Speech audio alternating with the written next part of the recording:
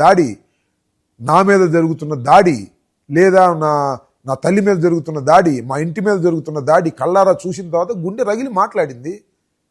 తప్పే ఉంది? దాన్ని కూడా తప్పుపట్టే కార్యక్రమం చేస్తున్నారు. చేసుకోనండి, మనకేం అభ్యంతరం లేదు. ఏది వాస్తవమో, ఏది అవాస్తవమో, ఏది ధర్మమో, ఏది ధర్మం కాదో ప్రజలకు గ్రహించే శక్తి ఉంది. మాట్లాడకపోవచ్చు, ప్రస్తుతం మాట్లాడవలసి వచ్చినప్పుడు మాట్లాడతారు. సరే, కాపులు చాలామంది మీకు మద్దతు ఇచ్చారు, చాలామంది నాయకులు కూడా వచ్చి వచ్చిన పరిస్థితి. ఇతర పార్టీల్లో ఉన్నటువంటి కాపులు కూడా మీకు సపోర్ట్ చేశారా? నిజమేనా? చేశారు కదా. నా దగ్గర డైరెక్ట్గా ఇప్పుడు కన్నా రజని ఆమె డైరెక్ట్గానే మాట్లాడింది కదా. ఇంకా చాలామంది నా దగ్గరికి వచ్చి కూడా మాట్లాడారు. కాపుల్లో ఉన్నవాళ్ళు, జనసేన ఫౌండర్స్గా ఉన్నవాళ్ళు వచ్చి కలిసి మాట్లాడారు. వాళ్ళు కావాల్సింది వాళ్ళు సానుభూతి తెలిపేటటువంటి కార్యక్రమం, ఇది అన్యాయం అనేటువంటి కార్యక్రమం చేశారు. జరుగుతూ ఉంటుంది ఇలాంటి. ఎక్కడా కూడా సార్ ఒక వాస్తవాన్ని గమనించాల్సింది అంటే, పార్టీ స్ట్రక్చర్లో ఉన్నప్పటికీ కూడా వాళ్ళకి ఒక మనసు ఉంటుంది కదా.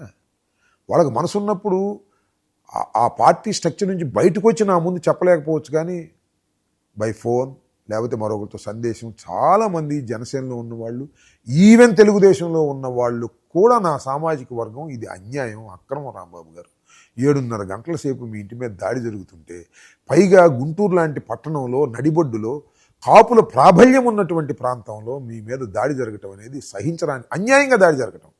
న్యాయంగా దాడి జరిగితే అది వేరే విషయం. తప్పు అని ఖండించిన వాళ్ళు చాలామంది రాలేకపోయారు. కొంతమంది ఫోన్లో చెప్పారు, కబుర్లు చేశారు. ఇవన్నీ వాస్తవాలే, నేను అబద్ధాలు చెప్పాల్సిన అవసరం నాకు లేదు. సార్, అంబటి లేదు, గుమ్మటి లేదు, మేము తలుచుకుంటే గుమ్మం కూడా దాటనివ్వమని తెలుగుదేశం వాళ్ళు వార్నింగ్ ఇస్తున్నారు. మిమ్మల్ని మీ నోరు అదుపులో పెట్టుకోవాలి. తెలుగుదేశంలో ఎవరు? ఈయనగా రాజమండ్రి ఆయన పేరేంటి, బుచ్చయ్య చౌదరి.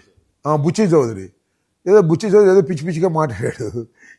ఏంది, బుచ్చయ్య చౌదరి లాంటి సీనియర్లు కూడా అంత పిచ్చితనంగా మాట్లాడతారని నేను అనుకోను. అంబట్లేదు, గుమ్మట్లేదు, మేము తలుచుకుంటే గడప దాటనేము, అదేగా చేసింది మొన్న. ఇంకొత్తగా చేసేదే ఉంది. మీరు తలుచుకున్నారు, మీ ప్రభుత్వం, మా ప్రభుత్వం ఉంది అన్నాడు. మీ ప్రభుత్వం ఉంది, మీరు తలుచుకున్నారు, నన్ను గుమ్మం నుంచి బయట రాకుండా చేశారు, తాత్కాలికం చేశారు. ఇప్పుడు ఆపగలుగుతారా? దీన్ని ప్రతిఫలం అనుభవించరా? నీదేం పోయింది బుచ్చయ్య చౌదరి? నీదో నువ్వు పోతావు. చంద్రబాబు, లోకేష్ వాళ్ళకి చాలా ఆశలు ఉన్నాయి ఈ రాష్ట్రం మీద ఏదో కావాలని, వాళ్ళు పోతారు. నీ సొమ్ము నా సొమ్ము ఏం పోయింది, వాళ్ళకి పెడుతున్నావు నువ్వు. ఆయన బుచ్చయ్య చౌదరి ఎందుకు మాట్లాడో తెలియదు.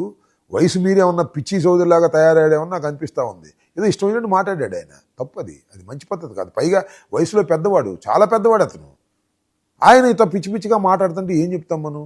సార్, కాపు సామాజిక వర్గంకి మేము మేలు చేస్తా ఉన్నాం, మీరు ఎంత రెచ్చగొట్టినా కాపుల్ని కూటమి ప్రభుత్వం నుండి దూరం చేయలేరని తెలుగుదేశం పార్టీ నాయకులు అన్నీ వాళ్ళ నమ్మకాలు.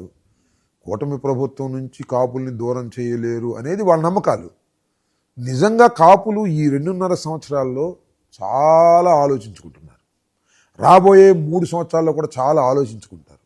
చంద్రబాబు నాయుడు గారికి ఓటేసి అధికారంలోకి తీసుకొచ్చిన తర్వాత మా సామాజిక వర్గానికి ఏం చేశాడు అనే దాని మీద చర్చ జరుగుతుంది. ఇవాళ చర్చ జరుగుతుంది, ఇంకా జరుగుతుంది. ఇంకా 3 సంవత్సరాల పాటు ఈ రాష్ట్రంలో తెలుగుదేశం పార్టీ అధికారంలో ఉండేటువంటి అవకాశం ఉంది.